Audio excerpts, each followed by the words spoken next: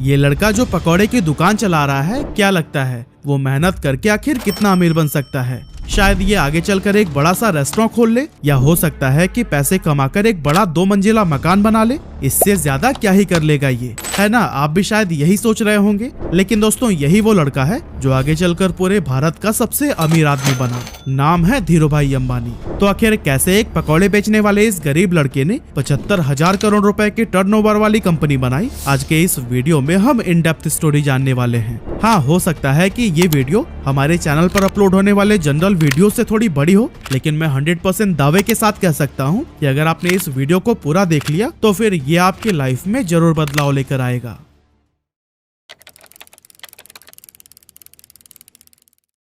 तो दोस्तों, इस कहानी की शुरुआत होती है 28 दिसंबर 1932 से, जब गुजरात के चोरवाड़ गांव के एक मिडिल क्लास फैमिली में धीरजलाल हीरालाल अंबानी का जन्म हुआ था। और यही साधारण सा दिखने वाला लड़का आगे चलकर धीरूभाई अंबानी के नाम से फेमस हुआ। इनके पिता हीराचंद गोवर्धन भाई अंबानी गांव के ही स्कूल में बच्चों को पढ़ाने का काम करते थे। और कुछ इसी तरह से जब धीरूभाई अंबानी 5 साल के हुए, तब उनका एडमिशन बहादुर खानजी स्कूल में करा दिया गया। हालांकि धीरूभाई अंबानी को पढ़ाई लिखाई से कोई खास लगाव नहीं था, फिर भी पिता के डर से न चाहते हुए भी उन्हें स्कूल जाना ही पड़ता था।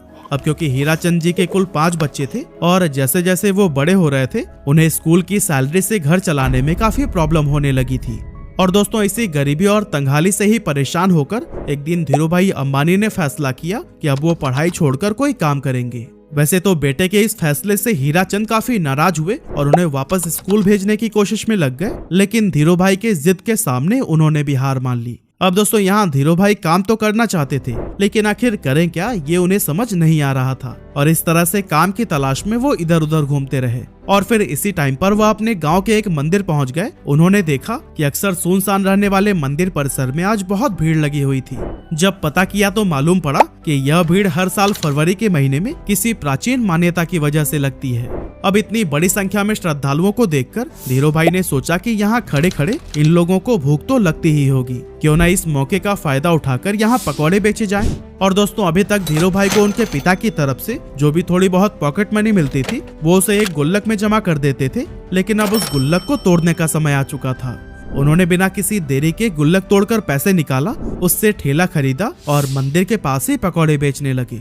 अब दोस्तों, इस धंधे से उन्हें शुरुआत में तो बहुत प्रॉफिट हुआ, लेकिन कुछ समय के बाद जब श्रद्धालुओं की संख्या कम होने लगी तो फिर उनकी आमदनी भी लगभग न के बराबर रह गई। ऐसे में उन्हें लगा कि अब यहाँ पर समय बर्बाद करने से कोई फायदा नहीं, इसीलिए उन्होंने अपना ठेला बेच दिया और सारे पैसों को बैंक में जमा करा दिया। आगे चलकर वो फिर से किसी काम की तलाश में लग गए और फिर उस दौरान उन्होंने देखा कि बहुत सारे लोग यमन में काम करने के लिए जा रहे हैं और आज से पहले जो भी वहाँ पर गए थे उनकी फाइनेंशियल कंडीशन काफी बेटर हो गई थी। लेकिन इसके पीछे की वजह क्या थी, इसका जवाब ढूंढने पर धीरूभाई अंबानी को पता चला कि यमन में इंडिया से कई गुना ज्यादा पैसा बनता है। इसीलिए धीरूभाई अंबानी 1950 के दौरान महज 17 साल की उम्र में अपने बड़े भाई रमणिक लाल के पास में यमन चले गए। वहां पहुंचने के बाद से रमणिक लाल ने एबीसीएन कंपनी के पेट्रोल पंप पर धीरूभाई अंबानी को काम दिला दिया और यहाँ काम करते हुए उनकी सैलरी 300 रुपए हर महीने की थी। अब दोस्तों, इस पेट्रोल पंप पर काम करते टाइम धीरूभाई अंबानी लोगों को कई अलग अलग प्रमोशनल मेथड से इनकरेज करते थे कि वो ज्यादा से ज्यादा पैसों का पेट्रोल डलवाएं। अब दोस्तों, उनके ऐसा करने की वजह से पेट्रोल पंप का रेवेन्यू काफी ज्यादा बढ़ गया और उनके काम से खुश होकर उन्हें पेट्रोल पंप का मैनेजर बना दिया गया।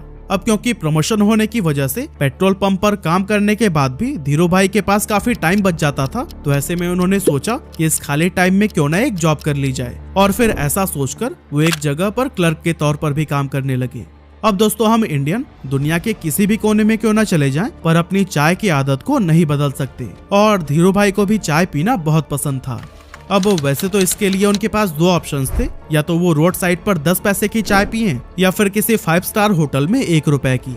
लेकिन यहाँ पर धीरूभाई ने 1 रुपए वाली चाय को ही चुना, ताकि वो चाय की चुस्कियां लेते लेते आसपास के अमीर लोगों की बातों को सुनकर ये जान सकें कि आखिर वो ऐसा क्या करते हैं कि वो इतने अमीर हैं।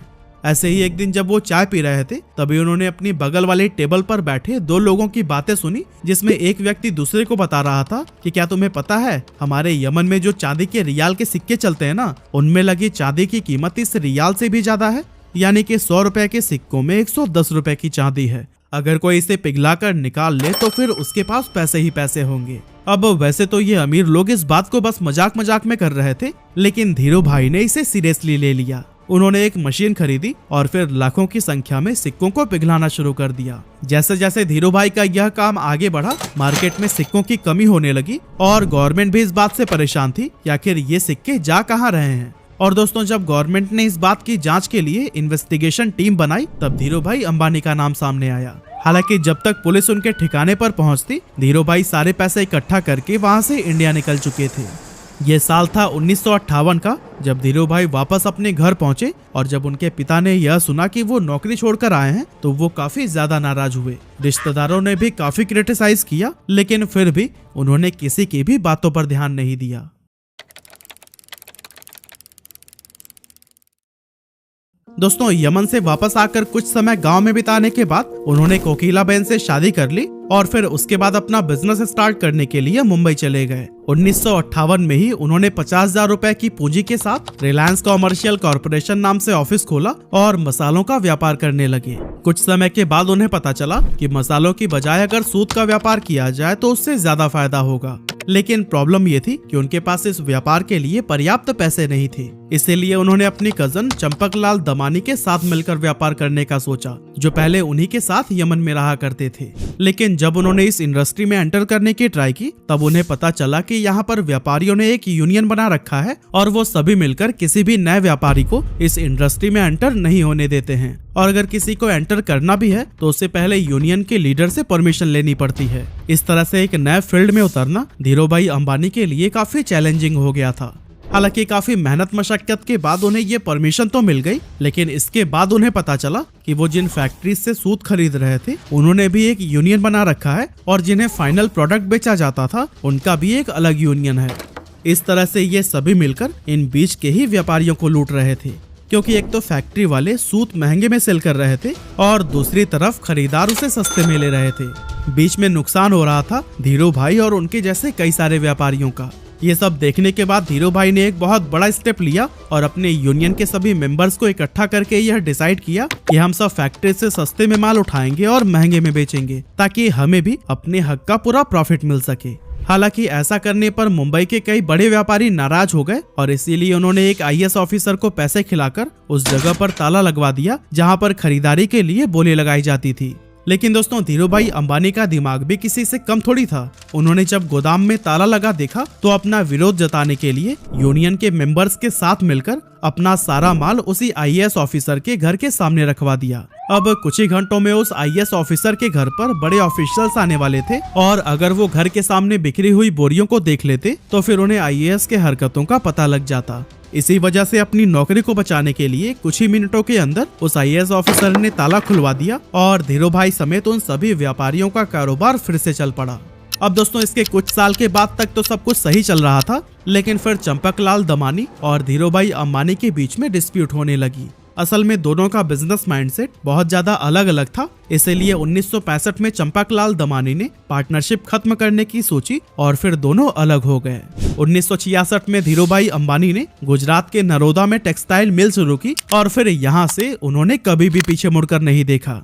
उसी दौरान सरकार रिप्लेनिशमेंट लाइसेंस लेकर आई, जिसके तहत व्यापारी बाहर के देशों से सस्ते फैब्रिक मंगा सकते थे, लेकिन शर्त ये थी कि उससे कुछ नया बनाकर वापस से दूसरे देश में एक्सपोर्ट करना होगा। यहाँ पर धीरू भाई अंबानी ने चालाकी दिखाते हुए अपनी सारी सेविंग से विदेशी फैब्रिक खरीद लिया और फिर उससे तरह तरह के आउटफिट्स जैसे कि टी-शर्ट, शॉल और शॉर्ट्स बनाने लगी। इस नए कारोबार के लिए ब्रांड नेम रखा गया था विमल, जो कि उनके बड़े भाई रमणीकलाल अंबानी के बेटे विमल अंबानी के नाम पर रखा गया था। अब मशीनें लग चुकी थी, कपड़ों का प्रोडक्शन भी भारी मात्रा में कर लिया गया था, लेकिन उन्हें बाजार में उतरने से रोकने के लिए दूसरे टेक्सटाइल मालिकों ने एक चाल चली।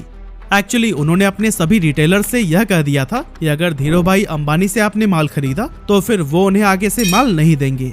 लेकिन दोस्तों, दूसरे टेक्सटाइल मालिकों की ये साजिश भी धीरू भाई अंबानी को रोक नहीं सकी। धीरू भाई पूरे देश में घूमे और रिटेलर्स को ये भरोसा दिलाया कि वो माल उन्हीं से ही खरीदे। उन्होंने सभी रिटेलर्स से ये वादा किया कि अगर नुकसान होगा तो उनके पास आना और अगर मुनाफा हुआ तो अपने पास रख लेना। धीरू भाई की ये बात थोक व्यापारियों को भी भा गई और उन्होंने उनसे जमकर कपड़े की खरीदारी की।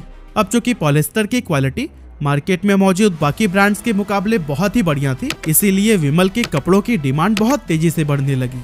और दोस्तों एक मौका तो ऐसा भी आया जब एक ही दिन में देश भर में विमल के 100 शोरूम्स का उद्घाटन किया गया और विमल उस जमाने का नंबर 1 पॉलिस्टर ब्रांड बन गया। इसके अलावा वर्ल्ड बैंक की टीम ने जब धीरू भाई के नरोदा स्थित कपड़ा मिल का इंस्पेक्शन किया तो फिर उन्होंने इसे इंडिया का बेस्ट टेक्सटाइल मिल कहा। साथ ही यहाँ पर बने हुए कपड़े डेवलप्ड कंट्री के स्टैंडर्ड्स पर भी एक्सीलेंट साबित हुए। लेकिन दोस्तों ये सफर धीरू भाई अंबानी के लिए इतना आसान नहीं था, क्योंकि जब इनके कॉम्पिटिटर्स को ये पता चला कि धीरू भाई अंबानी रिप्लेनिशमेंट का गलत फायदा उठा रहे हैं, तब उन्होंने धीरू भाई अंबानी पर केस कर दिया। इसके बाद से धीरू भाई अंबानी ने ये सफाई दी कि शर्तों में ये कहाँ लिखा गया है कि बाहर के देशों से माल मंगाकर 100% प्रोडक्ट को ही एक्सपोर्ट कर देना है। असल में धीरू भाई अंबानी विदेशी फैब्रिक से बनाए गए कपड़ों में से कुछ हिस्सा फॉरेन मार्केट के लिए रवाना कर देते थे और फिर बाकी का डोमेस्टिक के लिए रख लेते थे। और दोस्तों उनकी इस स्ट्रैटेजी से उनके बिजनेस को काफी प्रॉफिट भी हुआ। साथ ही विमल देश सहित विदेशों में भी अपनी अच्छी पहचान बनाने में कामयाब हो गया। इस एरिया में मिली सफलता के बाद धीरू भाई अंबानी ने धीरे धीरे कई और भी दूसरे सेक्टर्स में अपने बिजनेस को एक्सपैंड करना शुरू कर दिया। 8 मई 1973 को कंपनी का नाम रिलायंस कॉमर्शियल कॉर्पोरेशन से बदलकर रिलायंस टेक्सटाइल इंडस्ट्रीज लिमिटेड कर दिया गया और 1976-77 के बीच इसका एनुअल टर्नओवर 70 करोड़ रुपए हो गया था। अब दोस्तों आया जनवरी 1978, जब धीरू भाई अंबानी ने आजाद भारत का पहला आईपीओ लाने का विचार किया और फिर अपनी कंपनी को बॉम्बे और अहमदाबाद स्टॉक एक्सचेंज पर लिस्ट कर दिया। 10 रुपए शेयर प्राइस पर 2.8 मिलियन इक्विटी शेयर्स का आईपीओ पेश किया गया, जिस पर इन्वेस्टर्स ने जमकर भरोसा जताया और 58,000 इन्वेस्टर्स ने इसमें इन्वेस्ट किया था। इस स्टॉक से लोगों ने भरपूर प्रॉफिट कमाया और ये इतना पॉपुलर हो गया कि जब 1986 में कंपनी की एनुअल शेयर होल्डर मीटिंग रखी गई तो फिर उस टाइम पर 30,000 शेयर होल्डर्स उसमें शामिल हुए, जो कि इंडियन कॉर्पोरेट हिस्ट्री में एक रिकॉर्ड बन गया था। कमाल की बात तो ये थी कि उस टाइम पर बॉम्बे में एक भी ऐसा हॉल नहीं था जो कि इतने लोगों की कैपेसिटी को होल्ड कर सके। इसी वजह से इस मीटिंग को एक मैदान में ऑर्गेनाइज किया गया था। 1980 में धीरू भाई अंबानी ने महाराष्ट्र के पाताल गंगा में पॉलिस्टर फाइबर धागे का कारखाना खोला और काफी कोशिशों के बाद तेल के उत्पादन के लिए भी सरकार से लाइसेंस हासिल कर ली। इस तरह एक टाइम पेट्रोल पंप पर काम करने वाले धीरू भाई अंबानी की अपनी खुद की ऑयल प्रोडक्शन कंपनी हो गई। इसके बाद आया 16 फरवरी 1986, जब धीरू भाई को पहला हार्ट अटैक आया। एक्चुअली उन्होंने अपने बेटे मुकेश अंबानी को बताया कि उनकी पीठ में काफी तेजी से दर्द हो रहा है और इससे पहले कि उन्हें हॉस्पिटल लेकर जाया जाता वो अनकॉन्शियस हो गए थे। अब जब मुकेश अंबानी उन्हें लेकर अफरा तफरी में हॉस्पिटल पहुंचे तो डॉक्टर्स ने कहा कि अगले 42 घंटे इनके लिए बहुत ज्यादा क्रिटिकल हैं। लेकिन दोस्तों इतनी सीरियस हालत होने के बावजूद होश आते ही उन्होंने अपने बेटे को देखते हुए कहा, तुम परेशान मत होना बेटा, मैं सब ठीक कर दूंगा। इस स्ट्रोक के बाद से धीरू भाई अंबानी का एक हाथ पैरालाइज हो गया था, लेकिन धीरू भाई अंबानी ने डिसाइड किया कि ये उनकी कमजोरी नहीं बनेगा। इसीलिए लगातार 3 महीनों तक उन्होंने खूब एक्सरसाइज की, डाइट पर पूरा ध्यान दिया और लाइफस्टाइल में बदलाव किया। इसका असर ये हुआ कि धीरू भाई का हाथ पहले से काफी ठीक हो गया।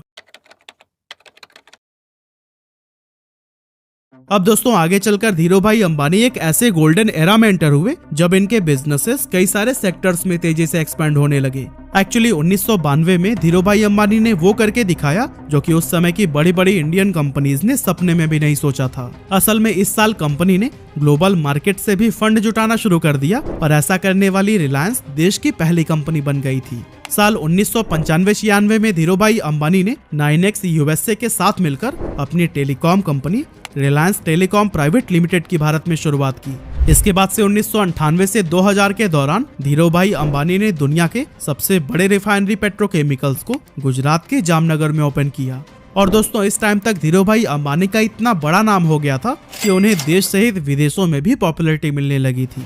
ये पॉपुलैरिटी तब और भी इंक्रीज हो गई जब साल 1996, 98 और 2000 यानी कि 3 साल उन्हें एशिया वीक मैगजीन ने power 50 most powerful people in Asia की लिस्ट में शामिल किया था। ये इंडिया के लिए बहुत ही गर्व की बात थी और इससे भारत के पोटेंशियल्स के बारे में बाकी के देशों को भी अंदाजा होने लगा था। इतना ही नहीं, 15 जून 1998 को धीरू भाई अंबानी पहले इंडियन बने जिन्हें बेहतरीन लीडरशिप के लिए the Wharton school university of Pennsylvania की तरफ से डीन्स मेडल से नवाजा गया था। इसके अलावा 1999 में धीरू भाई अंबानी को बिजनेसमैन ऑफ द ईयर के अवार्ड से भी सम्मानित किया गया और 2001 में द इकोनॉमिक टाइम्स ने इन्हें लाइफ टाइम अचीवमेंट का अवार्ड दिया। और दोस्तों कहते हैं कि ये सब अवार्ड और सम्मान भले ही सिर्फ धीरू भाई अंबानी को मिले, लेकिन उनकी इस सफलता के पीछे उनकी वाइफ कोकिला बेन का भी पूरा हाथ था। एक्चुअली जब धीरूभाई अंबानी मुंबई शिफ्ट हुए थे तब उन्होंने कोकिलाबेन को इंग्लिश सीखने के लिए कहा था ताकि व्यापार में वो भी उनकी मदद कर सके। इसके अलावा धीरूभाई अंबानी जब भी कोई नया काम शुरू करने जाते थे तो फिर उस पर कोकिलाबेन का विचार जरूर मांगते थे। और दोस्तों इसी तरह के सपोर्ट और मेहनत का ही नतीजा है कि मसाले और पॉलिस्टर बेचने से शुरुआत करने वाले धीरूभाई अंबानी साल 2000 तक देश के सबसे अमीर लोगों में शुमार हो चुके थे। उन्होंने 350 स्क्वायर फीट के कमरे से अपने बिजनेस की शुरुआत की थी और फिर देखते ही देखते रिलायंस देश की टॉप कंपनीज में गिनी जाने लगी। कहा जाता है कि अपने सपने को पूरा करने के लिए अंबानी बेहद डिसिप्लिन्ड लाइफ जीते थे। उन्होंने अपने काम करने के घंटे भी तय कर रखे थे और कभी भी 10 घंटे से ज्यादा काम नहीं करते थे। लेकिन पहले हार्ट अटैक के बाद से उनकी तबीयत लगातार खराब रहने लगी थी, जिसके चलते उन्हें हर थोड़े दिनों में ही हॉस्पिटल्स का चक्कर लगाना पड़ता था। लेकिन दोस्तों फिर आया 24 जून 2002 का वो दिन जब धीरूभाई अंबानी को फिर से एक डेडली स्ट्रोक आया और उन्हें मुंबई के ब्रीच कैंडी हॉस्पिटल में एडमिट कराया गया। यहाँ पर डॉक्टर्स ने बहुत कोशिश की लेकिन लगातार ट्रीटमेंट के बाद भी उनकी हालत में कोई सुधार देखने को नहीं मिला और इसी वजह से आखिरकार 6 जुलाई 2002 को 69 साल की उम्र में उन्होंने दुनिया को अलविदा कह दिया और अरबों का साम्राज्य अपने बेटों के लिए छोड़ गए। जिस समय उनकी मृत्यु हुई थी उस समय कंपनी का टर्नओवर 75,000 करोड़ रुपए हो गया था और ग्लोबल फॉर्चून 500 लिस्ट में भी रिलायंस ने अपनी जगह बना ली थी। कमाल की बात तो यह है कि इतनी दौलत और शोहरत हासिल करने के बाद भी उन्होंने एक बहुत ही साधारण जीवन जिया और अपनी रूट्स को कभी नहीं भूले। एक मामूली से पकौड़े बेचने वाले के लिए जीरो से शुरुआत करके कई पीढ़ियों तक चलने वाला एक साम्राज्य खड़ा करना ऑलमोस्ट इम्पॉसिबल था, लेकिन धीरूभाई अंबानी ने यह काम करके दिखा दिया।